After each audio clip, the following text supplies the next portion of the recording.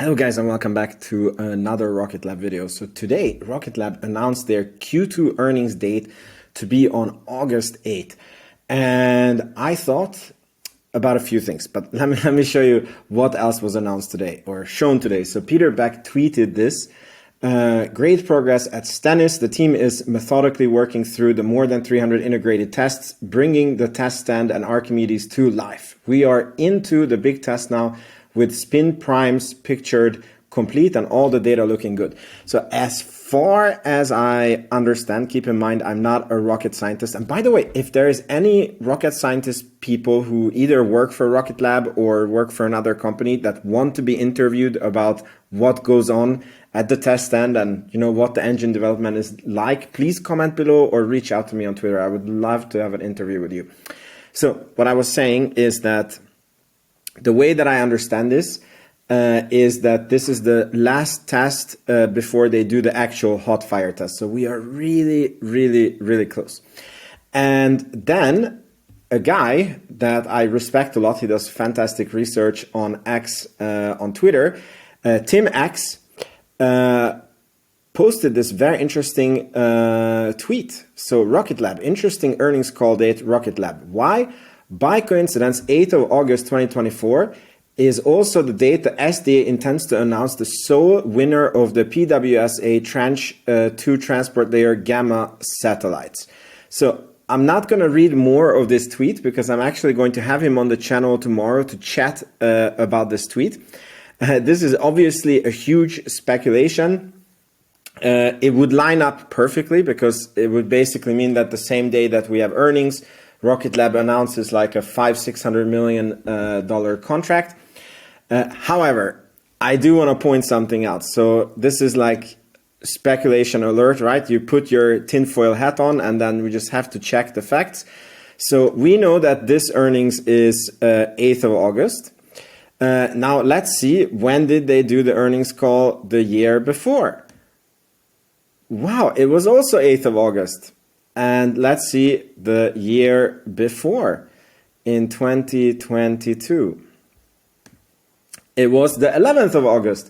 So we can see that it's quite consistent to when they anyways do the earnings call. So I don't know how much you can read into this. But I thought this allegation or prediction was credible enough to bring him on the channel and let's talk about it, because I mean that would be an amazing day. On the 8th of August, guys, it's the FSD, it's the Robotaxi event by Tesla. If the rumors are true, we would get an insane contract for Rocket Lab, plus we get earnings. But in this video, what I wanted to cover is my earnings prediction. What am I looking for in the earnings? And how do I think the numbers are going to look? And as always, all I'm asking for is that you're subscribed, and maybe you can also like the video while you're at it. And I want to really thank the 14 members now that this channel has, which is very surprising to me, that we got so many in so little time. So thank you guys very, very much. And if you want to come and join these people, then there's a link in the description box below. So this is, by the way, the chart that you also get access to if you sign up to becoming a channel member, and then you can add your own numbers to it. And I'm going to make my face disappear, and then I'm going to show you some very, very interesting charts. So this is the estimate for the Q3 earnings, which I have taken from Rocket Lab's investor report. Here you can see that they're projecting 105 to 110 million in revenue, 77 to 81 million in space systems, and 28 to 29 million in rocket launches, with 4 launches planned. And they were saying that maybe there is a 5th one, but they don't really dare to think with it. So here's the weird thing. In 2021, it's late here. Okay, so in Q1 2024, they also had 4 launches, and that was 32.7 million. And if you divide the numbers back, 32.7 divided by 4, that's 8.17 million per launch. And that's pretty much in line with what Adam Spice is saying, what the rocket launches cost. Now, if you take the 28 million divided by 4, that's only 7 million per launch. And I feel like this was a little bit of a sandbagging in case they don't have the 4th launch. So I'm actually going to go ahead and say that this number is probably 32 million. Let's just bump it up to 31 to be ultra safe. Space systems is always super hard to predict. But if these two come together, we're going to have our first over 100 million quarter. And we are going to have a 77% year-over-year growth in the revenues and an 18% quarter-over-quarter growth in the revenues with super healthy gross margins, both GAAP and non-GAAP. So the numbers are going to start to look very, very good. And what's really interesting is this is the year-over-year, let me just check, yeah. The top one is the year-over-year growth numbers. And you can see that in the beginning, Rocket Lab was growing insane, like 400%. This is 1,000%. I mean, it sounds good, but when you look at the numbers, it went from 5 million to 63 million. So yeah, it's very, very low numbers, right? But so as we go to higher numbers, you're expecting it to slow down. So we went to 89, 34, 11, slow down. We went to 7. 15, this is still quite slow. And now we're getting a re-acceleration of growth to very, very high numbers. And this is really, really healthy. And I think that this is going to be a major catalyst for the stock. Also, something else, this is their adjusted EBITDA. And I charted out, like, so this is how much money they lose with a lot of accounting trickery. The reason why normally I don't like to use this number, but this doesn't think with stock-based compensation, which is a GAAP measure. And for me, as long as Rocket Lab achieves cash flow positive with stock-based compensation, so meaning that they're not GAAP positive yet, but they're positive if you don't account for the share dilution, then that's a really, really big milestone, because that means that the company is self-sustaining. You know, there's no more outside funding needed. Of course, the numbers still need to improve to, you know, get GAAP profitability. But I think that that would take out a lot of risk from the company. So if this number is positive, remember, it's still not GAAP positive. But it takes out a huge risk from the stock. And here I charted percentage-wise, like what percent of the revenue is what they lose on the adjusted EBITDA. And you can see that when we began, the 13 million was actually more than their revenue. So every $1 revenue, they were losing $2. And then this is a crazy one.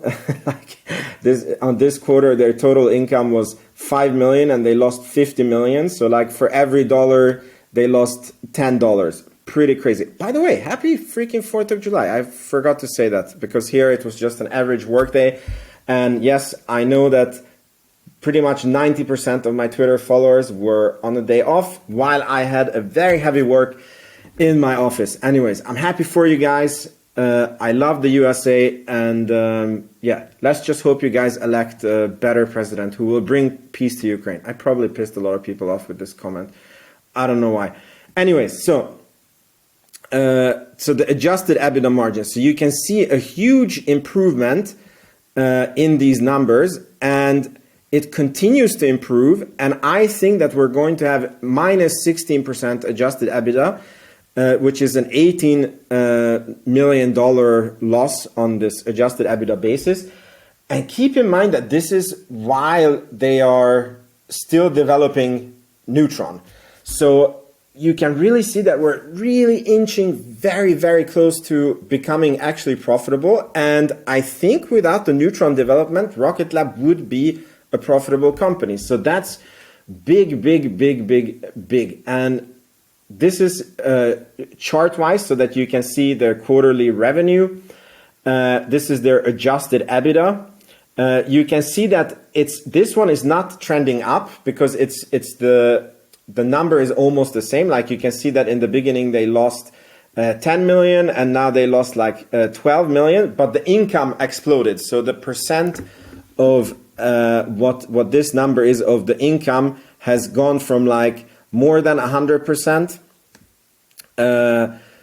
down to like 10%, despite this number not moving. Here you can see what I'm talking about. So the adjusted EBITDA margin keeps on going up, and we're very, very close to breaking that adjusted EBITDA positive thing.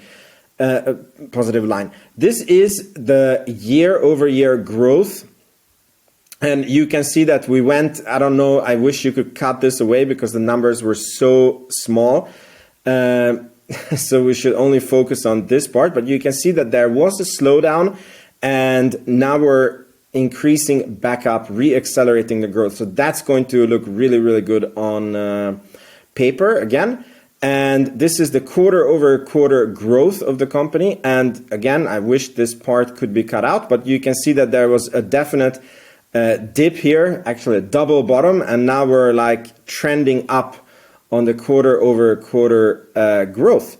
So, and one last thing that I want to say is that in my model, I was predicting that 2024, they're going to do 400 million in revenue. And we are, if these 2 quarters, we add them up, we are at, let me see, so many numbers here. We are at 202 million. So we are, it looks like it's going to handily beat my prediction.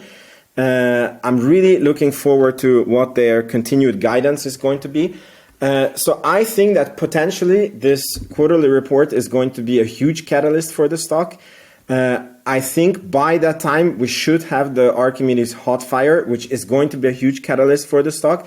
We might get news about what the acquisition target is for the money that they have raised.